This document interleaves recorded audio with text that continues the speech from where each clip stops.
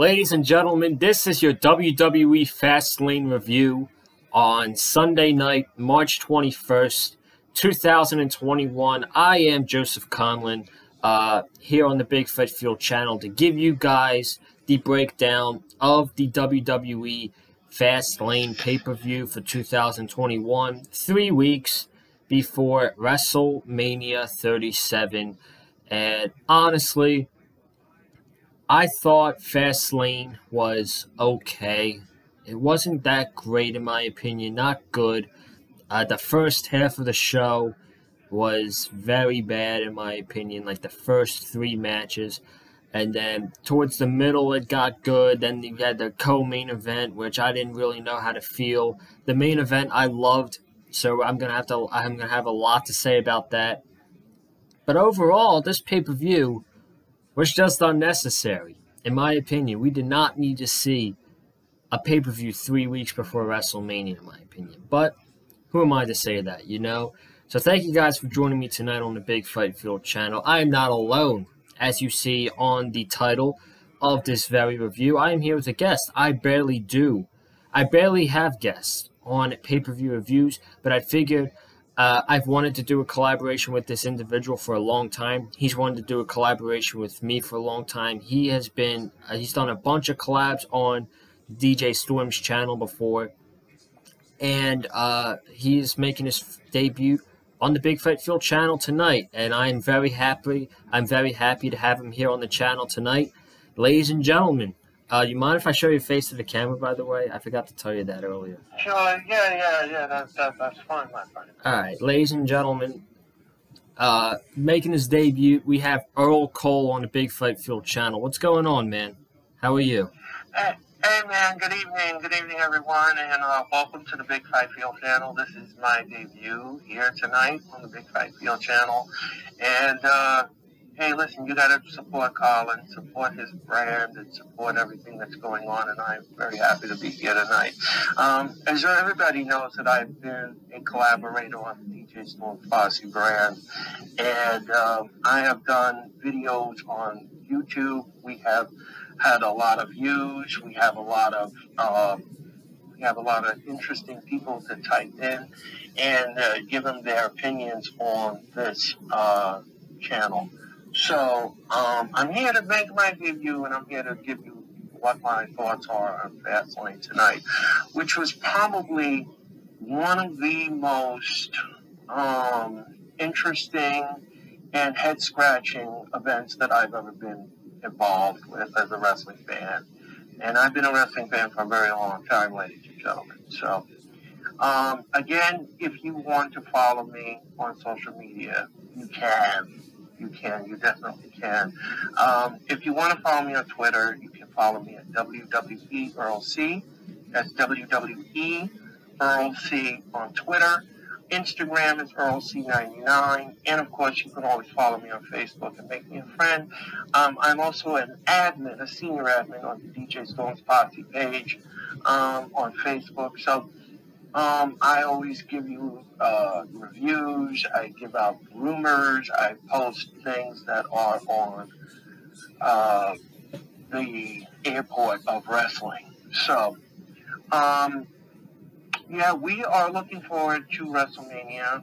The card doesn't look too great, but I'm here at the Big Fight Field channel, and I'm here with Colin, and we're going to review Fastlane. So, Colin, let's get into it. Yes, sir. That was a great intro from you right there. Make sure you go follow him on Twitter and Instagram. If you want to be a member of the I'm out here promoting DJ Storms now. Good friend of mine, by the way. If you want to be a part of the DJ Storms Posse group on Facebook, make sure you just hit up either DJ himself or Mr. Earl Cole right here on the Big Fight Field channel tonight. But yeah, let's just dive into the Fastlane 2021 review. We started off the show. I'm not going to talk about the pre-show just to save time. It was Matt Riddle versus Ali for the United States Championship. Riddle retained, and then the Retribution group walked out on Mustafa Ali and turned their back on them. Thank God Retribution is over. That's all I have to say about that. But the opening match on the main card was Bianca Belair and Sasha Banks against Nia Jax and Shayna Baszler. Now, this opening match, to me, Earl, it was okay, but it was not a good finish, and I don't like it because you had the Belair being shoved into Sasha Banks, and then you had them getting in each other's face. You had Sasha Banks calling Bianca Belair a rookie, and then Belair went to the ring apron, back to her corner. Sasha Banks got rolled up, and she got pinned clean by Shayna Baszler for Nia Jax and Shayna Baszler to retain the tag team championships. And now, after the match, they were but Sasha Banks and Bianca Belair, they were arguing back and forth with each other, and Sasha was calling Belair a rookie and that she knew nothing, and then Belair went to, Banks went to slap Belair and left her laying, and then Bianca was looking up at the WrestleMania sign. She was like, all right, 3 weeks. 3 weeks, I'm going to get that title. So that was the ending. The build-up to Sasha Banks and Bianca Belair. As much as I think the match is going to be awesome, this build has been super underwhelming so far, and I don't know, man. It just doesn't feel like a WrestleMania main event that I want it to be, at least on night one, because I do want that match to be the main event, but it doesn't feel like it right now to me. They have 3 weeks to come up with something good for these ladies to hopefully get them in that main event spot. So hopefully something good. They get some good television with Banks and Bianca Belair heading into WrestleMania. But Mr. Earl Cole, I want to get your insight onto all of this, the opening match, the build so far between Sasha and Bianca, and do you see this as a potential WrestleMania Night 1 main event? Okay. First of all, let me just say this, and I'm going to say this as honestly as I can possibly can. This is what I call strange bedfellows. Okay, you have a WrestleMania main event of Sasha and Bianca, who won the Royal Rumble. They should have never been a tag team. Why are you taking your main event? Why are you taking your main event and ruining it by putting these two together as a tag team? They should not have been a tag team. Absolutely. You're ruining the mystique of the main event of WrestleMania. You're ruining it by putting these two together like this. Who thought of this booking decision? This is a poor booking decision, to be honest with you, and a strange bedfellow at that. This is your main event of WrestleMania. This is what making you money. And you put these two in a tag team match. That doesn't make any sense. That just behooves me. It doesn't make any sense. Exactly. I don't feel this main event anymore that I did when she won the Royal Rumble. My feeling went away when they put these two together as a tag team.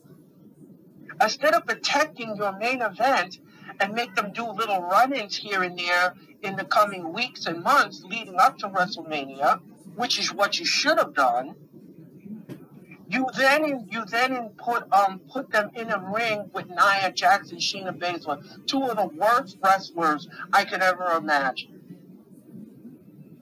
So you ruined the mystique of the main event by sticking them in the... I did not care for this match at all. I thought it made no sense. I thought it just left a very bad taste in my mouth.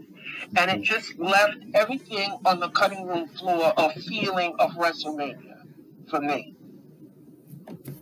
Absolutely. And I'm just like, I am flabbergasted and mind-boggled how they did this and how came up with this decision, because you want the story to be interwoven into the main event of WrestleMania.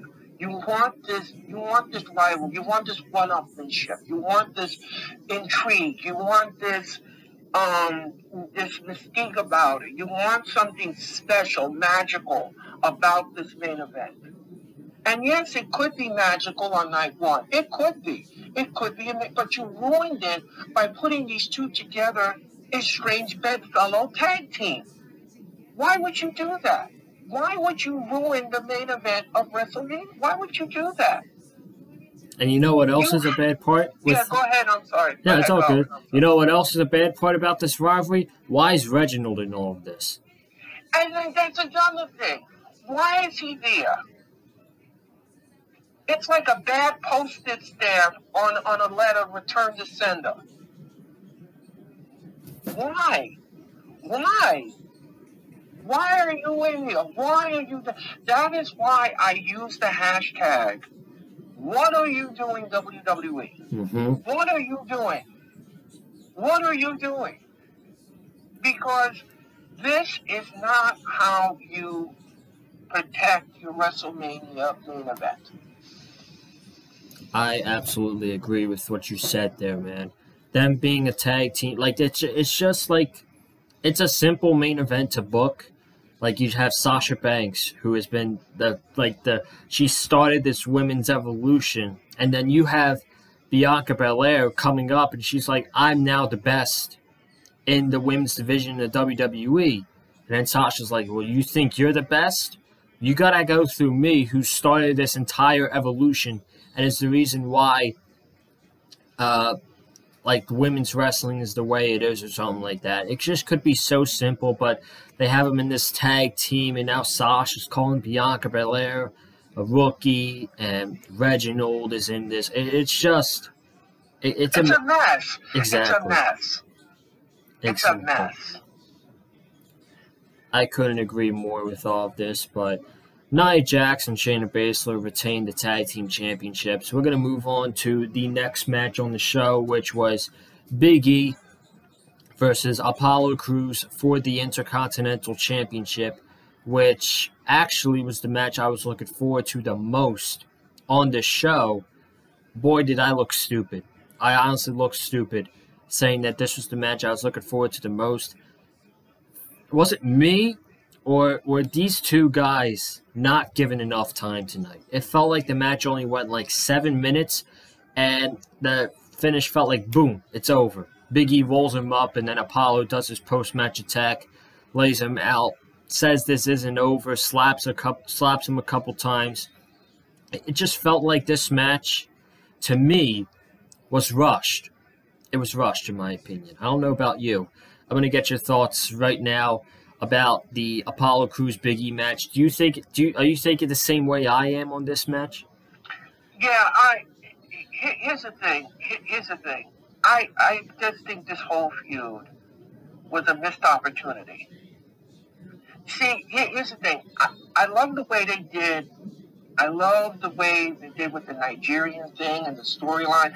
That was creative. That was okay. I don't have a problem with that. What I do have a problem with is that week after week after week after week after week after week, you put these two together in this Intercontinental showcase. And each time, it just feels like there's no time to marinate the feud. It has no time to set in. It has no time to be interwoven into the storyline, and it has no time to connect with the audience. It seems like it's like an afterthought almost. And the match tonight that they put on was absolutely ridiculous. I thought it was absolutely ridiculous. The finish was ridiculous. The whole thing. I mean, the ring announcer didn't even announce who won the damn match. And that to me, it just doesn't sit right with me. That to me seems like it's an afterthought of booking. I'm just going to just slap it on with a finish and get it out in the ring and put it on the stage, and away we go. This is not how you book a match. This is not how you do a feud. This is not how you do an Intercontinental Championship match. Back in the days when the WWE was around, they used to have storyline compelling into an Intercontinental match. You understood the feud. You understood what was going on in the ring. This just was a mash put together at the last minute kind of a match. The match was rushed. It shouldn't have happened that way. It shouldn't have ended that way. And I was just thoroughly disappointed in the whole process on how it was done. This is not how you do a feud. This is really not how you do a feud. And if you think for 1 minute, if you all think for 1 minute that this was the greatest thing you've ever seen on the planet, then you really are not a wrestling fan. Because you have to look at it on paper. Yes, it looks good on paper, but the execution was not there. It was poorly done, it was poorly booked, and I was thoroughly disappointed in the whole process. Now, Apollo, he obviously lost his match tonight against Big E. It seems like the feud is not over between these two. With WrestleMania coming up in 3 weeks, do you think WWE was saving Apollo to win the Intercontinental Championship at WrestleMania in 3 weeks? But I mean, but then if that's the case, and if you wouldn't have done that, then you should have canceled the match tonight and just saved it for WrestleMania. Yeah, that's true as well. It doesn't make any sense. If you want him to become the Intercontinental Champion, then why would you book this match tonight then? You should have canceled it. You should have just erased it and forget about it and move on and moved it into WrestleMania. That's what you should have done if that's the road you want to travel on. Yeah. But I don't know. I'm not sure what road they're traveling on with this. I don't know what it is. I'm confused.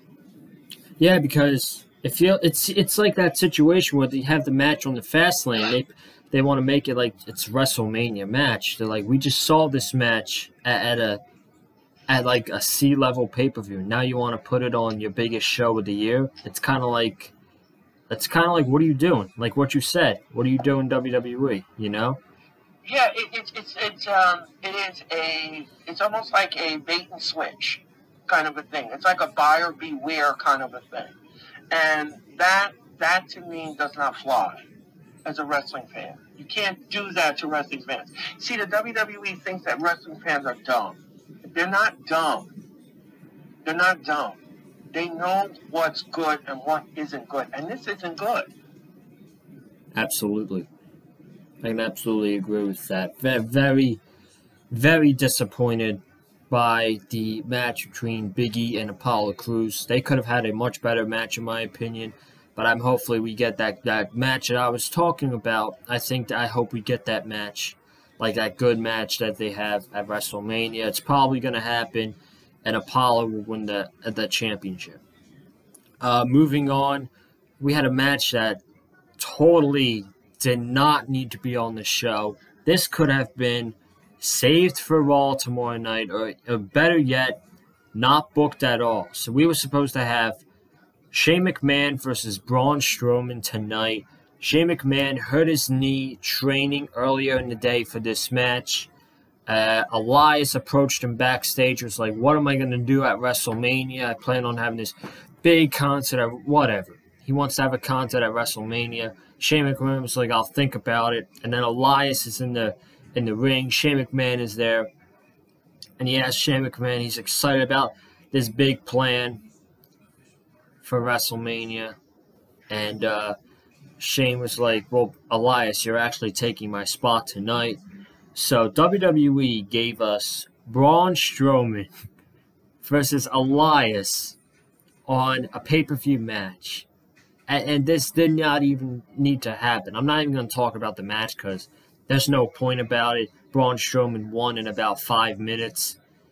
I don't care about this at all. Do you care about this whole thing with Braun Strowman and Shane McMahon? It is just... You know. Let me just backtrack on something. And I have had conversations with many wrestling fans about this. And Braun Strowman is a joke. You're damn right. They made him into a comedic joke. They book him in comedic matches. They talked about he's the monster among men. First of all, if you have a title that says you're the monster among men, first of all, you're supposed to be disruptive. First of all, you're supposed to be unstoppable. First of all, you're supposed to be undefeated. Braun Strowman right now is a clown in a kiddie birthday show. Thank you. Thank you. Okay? You're absolutely right. Right now, Braun Strowman is a joke. I don't take him as a monster among men.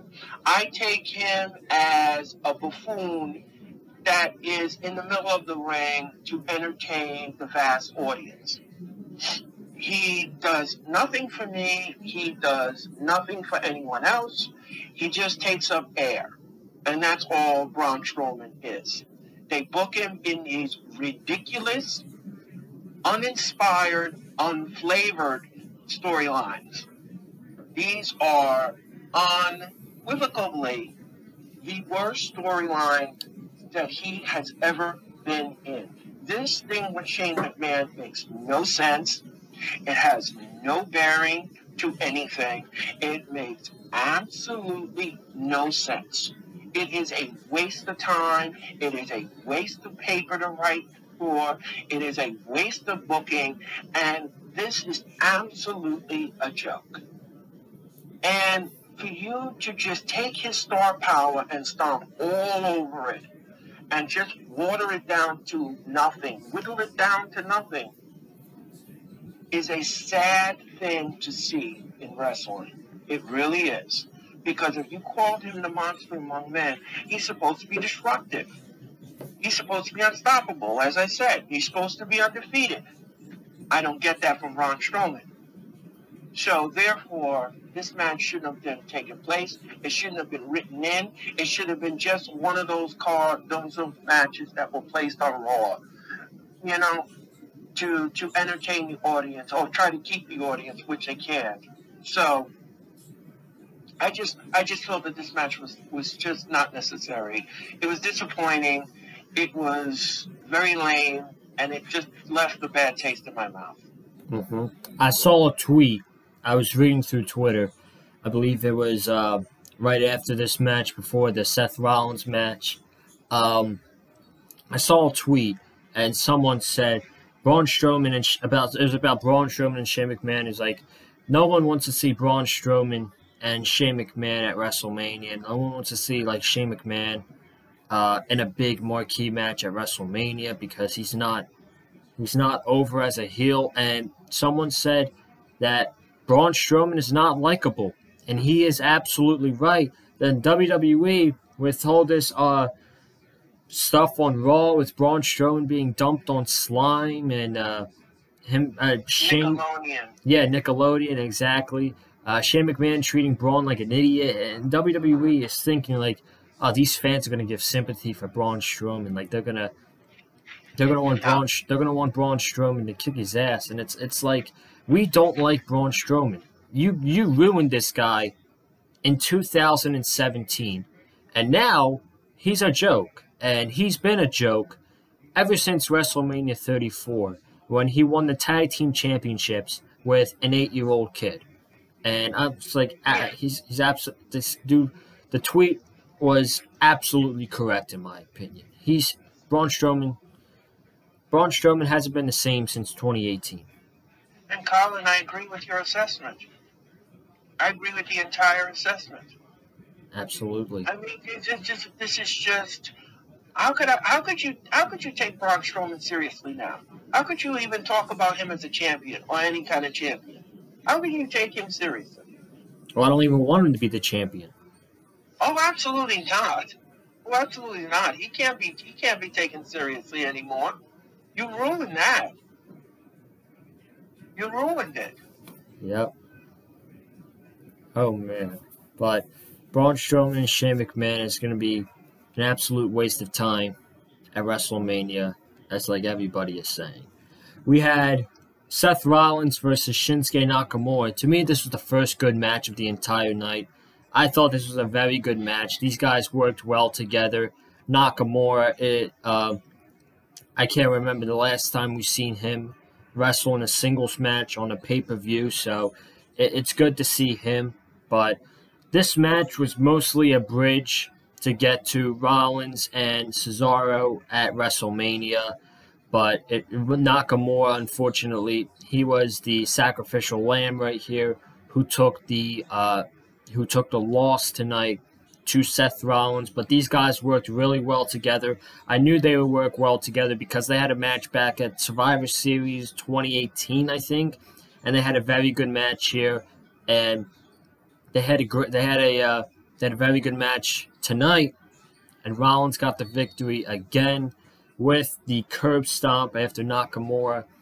I believe he missed a Kinshasa, and then Rollins gave him a buckle bomb, set up into a curb stomp, and Rollins got the victory ahead of his inevitable match with Cesaro at WrestleMania. So, to me, Earl, this was the first good thing on the show. What did you think about this match between Seth Rollins and Shinsuke Nakamura tonight?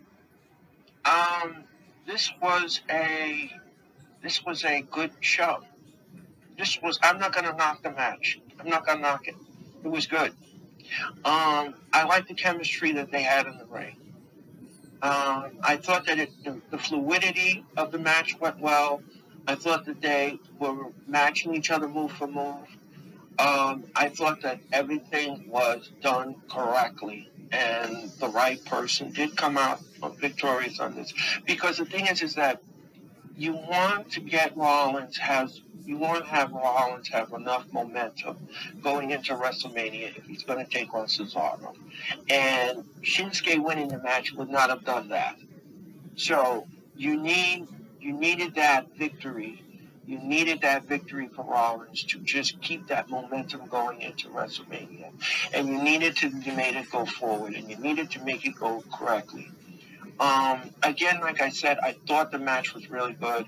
I wish I would have had a little bit more time in the match. I would have liked it to go a little bit longer, just a little bit longer, just to give them enough time. But other than that, this was good. I don't know who booked the match, but it was good. This was 1 star.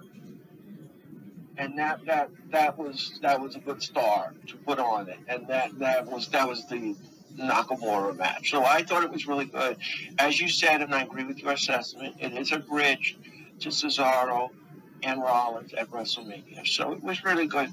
It was really good for what it was.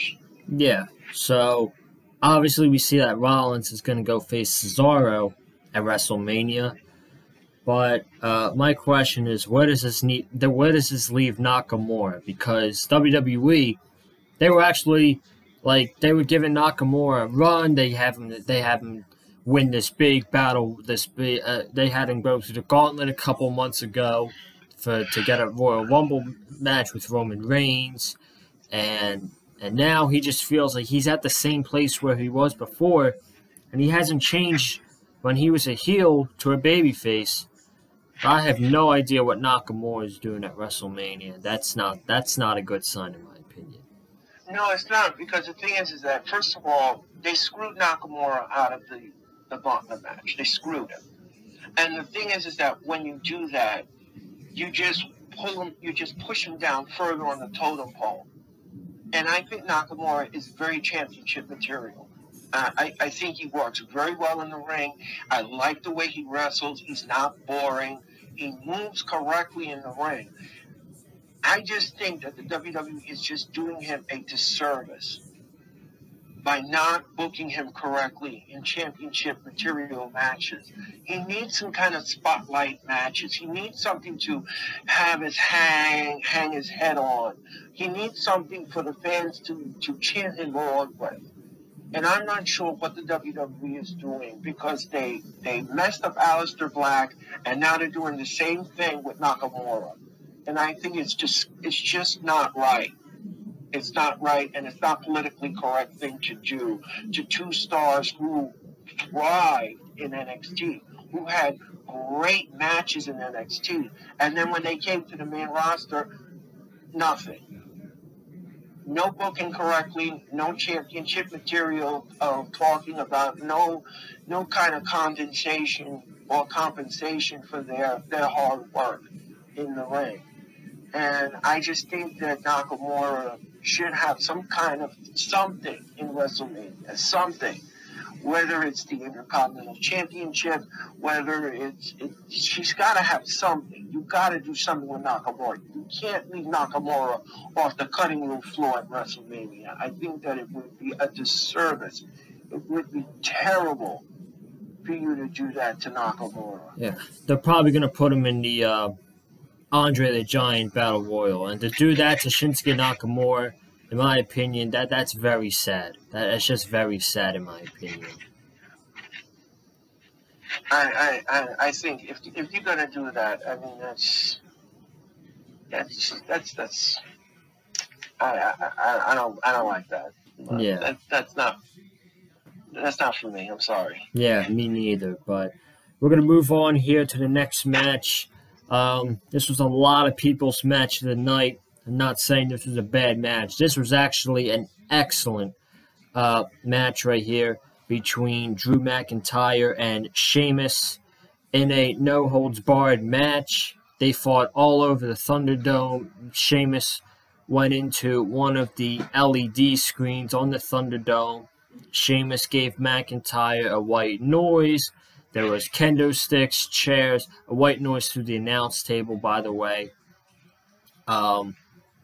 And then they were fighting in the ring with a piece of the announcer table. And Sheamus went for the bro kick. He missed. McIntyre hit a Claymore. And Drew McIntyre got the victory over Sheamus tonight to get that rivalry over. And now it's on to McIntyre and Bobby Lashley for WrestleMania, which I'm actually shocked that we did not see an appearance from Bobby Lashley tonight. I thought after McIntyre defeated Sheamus, we would have seen Bobby Lashley and MVP been down there and Lashley lay out McIntyre, to send him a message weeks before WrestleMania. But we did not get that tonight. But I thought this was an excellent match between Sheamus and McIntyre. They really brought out that physicality. And by far, in my opinion, this was their best match together. The matches that they had the past 3 weeks, 4 weeks, I think, tonight was their best match. Mr. Earl Cole, what did you think about this no-holds-barred match between Sheamus and the winner of the match, Drew McIntyre? I thought that this match was great. I thought this match was absolutely scintillating. And I loved using that word in matches, scintillating, because I don't use it too much. I don't use it too much in too many matches, but this was scintillating. And, when you have a no-hold-barred match, these gimmick matches, these no-holds-barred, these things, I want to see physicality. I want to see you use a chair. I want to see you use a table. I want to see you use things that you would never seen in a regular match. So this was just absolutely one of the best things I've ever seen them to do. Yeah, as you said, and I agree with your assessment, the 3 weeks of matches that these two had were nothing that came up to the level of what they did tonight. This was absolutely the end of the feud. This is a great way to end a feud. It is a great way to just put it to bed. And this is it.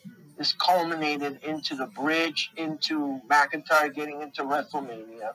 Yes, I was disappointed that Lashley didn't come out at the end and, try to confront McIntyre, but that's okay. We still have 3 weeks left. These two can always run-ins with each other. They can battle each other. It could go either way, yin and yang, tit for tat. But this was absolutely good. This was absolutely good. Sheamus, again, I love the way Sheamus is. I love his physicality. I love everything about him. And the match was really good. I gave it a thumbs up. I'm not going to knock the match whatsoever. They used every kind of furniture you could possibly use in this match. And it was a correct fitting and the correct ending to this match. Now we have McIntyre going into his WWE Championship match with Bobby Lashley at WrestleMania, obviously. But where do you think this leaves Sheamus on the card for WrestleMania? Is he going after Matt Riddle in the U.S. Championship now? Because Matt Riddle, who do you think, honestly, on Raw could face Matt Riddle for the United States Championship? The guy I want to see is Keith Lee, but he's not been on television for weeks, and it feels like it's too late to give that match a proper build. So I think they're gonna go with Sheamus against Matt Riddle, and Sheamus is probably gonna put him over. Yeah, the thing is with WrestleMania is that not everybody can get on the card. And not everybody is card worthy. You understand? Yeah. So the thing is that you have to strategically put people on the card that you think would be good for the audience. It would be good for the people sitting there. Remember, this is the first time in over a year that the fans will be allowed inside a WWE arena. So this has to be done correctly. So not everybody's going to get on the card. Not everybody's going to get that WrestleMania moment. As far as Sheamus is concerned, I think that, yes, I think him and Matt Riddle would be good for the U.S. title if he wanted to challenge Riddle for the title. I think Nakamura would be good for the U.S. title. I mean, they kind of pushed it. They had a segment with Nakamura and Riddle, maybe. Yes, that's another thing. That is something. Now, if he went and challenged him for the title, now that is something I would be invested in. Absolutely. Those guys would kill it, dude. They would kill it at WrestleMania. That's what I mean. That is what I mean. This is what I mean by booking. Yes, if you would book this match, the U.S. title match, and you had Nakamura going against Riddle, that would be a WrestleMania moment. I think that could possibly be one of the best matches on both nights. Absolutely. If you do that for the U.S. Championship. Absolutely. Absolutely. Either Saturday night or Sunday night. Doesn't matter what night it is. Doesn't matter. Absolutely. So we're going to move on to the next match. I don't even think you can call this a match. It was bizarre. I'm just going to say it was bizarre. I don't really know what to think about this. It was Alexa Bliss versus Randy Orton. It was Bliss and Randy Orton one-on-one. It wasn't really wrestling. It was just like Bliss playing mind games with Orton, and her skipping around the ring, throwing fireballs at Randy Orton, and then the inevitable. We all knew this was going to happen. The Fiend grabbed Randy's leg, popped up under the ring, gave him a Sister Abigail, and Bliss pinned Randy Orton. Now the Fiend, when he came back, we all knew he needed a change of attire or theme music, whatever. And he did look different. He looked like Leatherface. Do you know who Leatherface is? Oh, yeah. To me, he looks like Leatherface. I don't know about you, but I'm glad they changed his attire and they made him look different than what he did previously. But I don't know, man. I don't know if I could still get invested in Randy Orton and Bray Wyatt at Wrestle. They're going to have to really push me on this match. What do you think? First of all, when he popped out of the ring, he did look like a burnt Frank. I mean, it was weird. The whole thing with this Bray Wyatt and this macabre thing, it was just weird. The whole feud is weird. The storyline is weird. The whole thing was weird. It's just weird. And him coughing up that black stuff, and and it looked like something from The Exorcist. Have you ever seen the movie The Exorcist? I don't think I have. Huh? I don't think I have. Okay, watch the movie The Exorcist with Linda. You Google it. It looks like The Exorcist. That's exactly what it looked like to me. And it was just weird. I mean, the lighting truss almost fell on him. Then she threw fire. Then she threw all this weird stuff, and then Bray Wyatt comes out of the ring. First of all, let me just backtrack with something. First of all, the WWE ruined The Fiend. Okay? They ruined it. They ruined the character, The Fiend. When you have special characters like The Fiend or the Demon or anything like that, those are specialty things that only characters come out during specialty matches. They're not used for everyday use. So right then and there, the WWE made a mistake. The Fiend should have been used only in special occasions. And he should have been undefeated, The Fiend. That's when you should have used the character correctly. That's how you use a character correctly. But the WWE didn't do that. They overused The Fiend. They ruined the mystique of it. They ruined the ambiance of The Fiend. So they ruined it.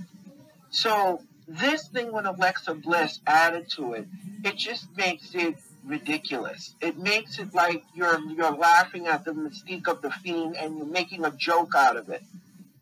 To me, that's the way I feel that you're doing to it. You're making a mockery of it.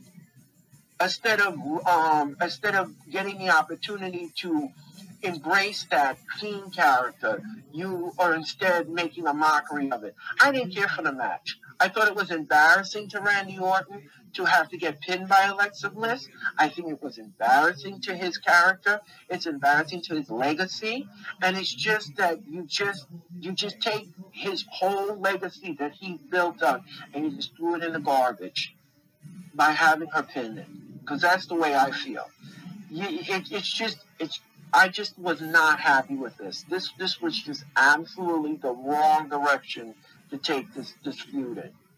Yeah, I mean, I would not had Randy take a clean pin from Alexa Bliss tonight. It's just not realistic at all. You think of things in sports, and what's realistic and what's not realistic.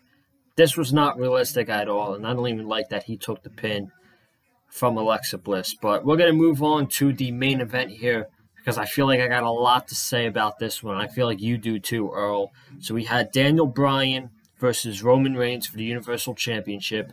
Edge was a special ring enforcer. Now, I thought this was probably my favorite match of the night. It was slow in the beginning, and I had my doubts in the beginning. But at the end, like the final 15 minutes, they really picked it up. They told a great story with, is Bryan going to be able to tap out Roman Reigns? He had him in the yes lock on 3 different occasions. One time where the ref was up, the other time where the referee was knocked down after Bryan gave him a knee, as a running knee, and then he put him in the yes lock when Edge took over as the referee and Roman Reigns got out of it.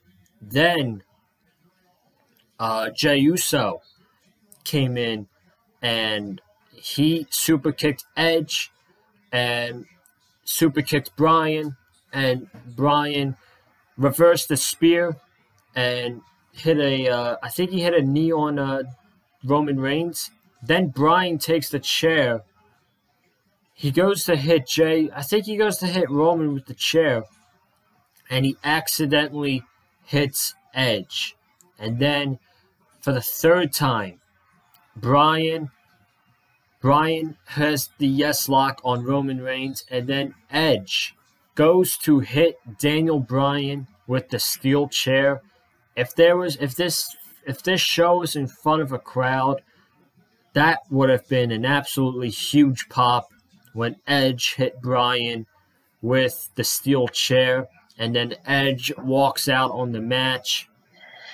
And then a referee comes in And Roman Reigns just pins Daniel Bryan to retain the Universal Championship. So I thought this was an excellent main event. This was my favorite match of the night, to be honest. And I think we're going to head to a triple threat match, but I like the attitude from Edge in this one. If you're going to add Bryan into the match, I feel like he's going to be the mega babyface in the match. Yeah, Edge is a babyface as well, and people, I think, wouldn't be mad if Edge won, but Bryan, I feel like people would cheer more about Bryan more than Edge. But Roman Reigns, he is still the Universal Champion, and they said it's now Roman and Edge at WrestleMania. I don't think that's the case, folks, because I think Daniel Bryan will be getting added to the match. So what do you think about all of this, Mr. Earl Cole, on the main event of Fastlane? Well, we had a conversation before we came on the air tonight. And again, I'm not a fan of interference. I'm not a fan of interference in every match. I think it just ruins the mystique of the match. However, with all the dust settled and all the interference and everything else, the referee getting knocked out, yes, I thought that this match was absolutely great. I mean, it was great on paper. It was great. It was great for what it is. But the only thing is that I am concerned with, and this is something that I am concerned with, is that if you do add Daniel to this triple threat match, if he's added to the triple threat match, and let's say, for example, now you have Edge, Bryan, and Roman in the match.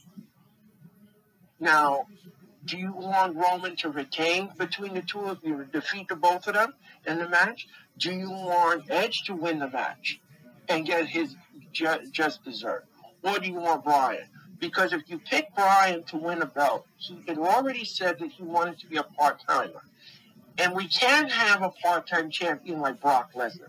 You can't have Bryan win the match, and then 6 months later, he's going to defend the title. So that, to me, is a problem. That, to me, is a really big problem. So I'm not sure what road they're going to travel on in this. However, I would have liked to see Roman pin Bryan clean. It didn't happen the way I would like it. But, however, I did like the match. I did like the way everything was moved correctly and everything, and the way Edge carried on in the match, the way he said it was mine, and the way he sold it and everything else. It was brilliant. It was great. I had no problem with it. I had no issue with it. The only issue that I had was the interference. It was too much. It was overkill with the interference. It was just overkill. You didn't need it. You didn't need it in the match. I just think if the referee would have went down, Edge came into the ring, and then he gets speared by accident. Now we got two referees down. Okay, so accidents happen, but with Jey Uso coming in all the time and saving the tribal chief, it's overkill. It's overdone. But other than that, I did like the match. It was what it is what it is, and it was what it was. So I can absolutely understand where you're coming from. It does feel like Uso does get involved in all of Roman Reigns' matches.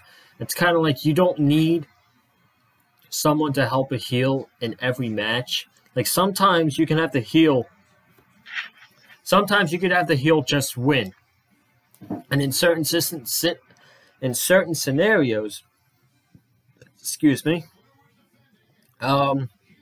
maybe you didn't need Jey Uso to get involved.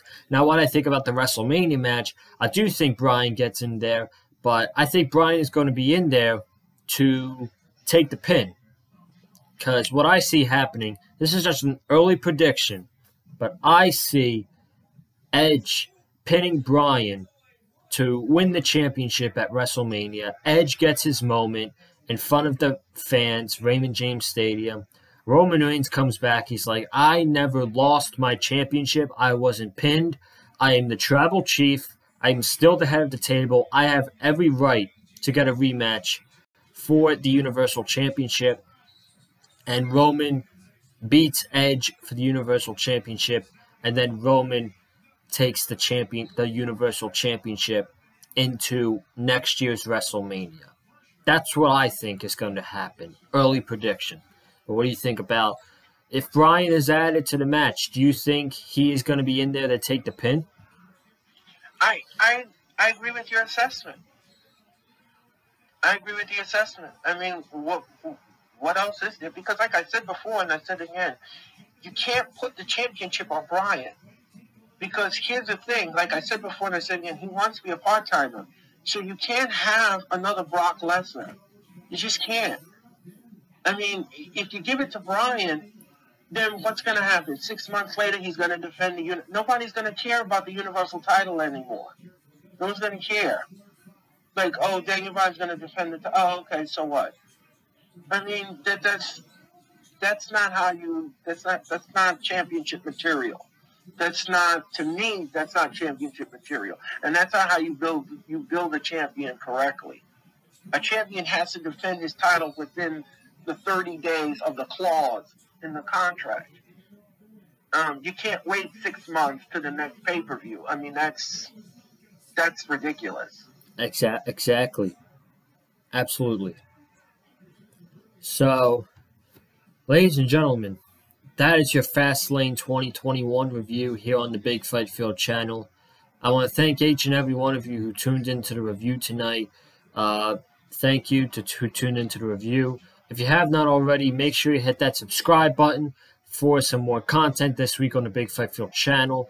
Comment down below your thoughts on the 2021 Fastlane pay-per-view. Let me know your thoughts down below. Hit that like button if you like what myself and Mr. Earl Cole had to say about the Fastlane pay-per-view tonight. Follow me on Twitter at Conlon_Joseph. Follow Earl Cole on all of his social media accounts. And Earl, any last minute words before we get out of here tonight? Again, Colin, I want to thank you again for letting me debut here on the Big Fight Field channel. It was absolutely fun. I had a great time. Again, guys, follow Colin on all his social media platforms. Again, like I said, you are more than welcome to join the DJ Posse page on Facebook. Become a member. Go out there, get that membership. And again, like I said, I will be with DJ Storms again in the near future. I'll be with Colin again in the near future. Absolutely. You could always look for me on social media. I'm always around. So anytime anybody needs me, you need my analysis, I'm right here in the bullpen. Just summon me from the bullpen. Yes, sir. I don't think this is going to be the last time we see Earl Cole on the Big Fight Field channel. We are definitely going to have you on again in 2021. But thank you guys for watching. Have a good night. Stay safe. And as always, stay classy.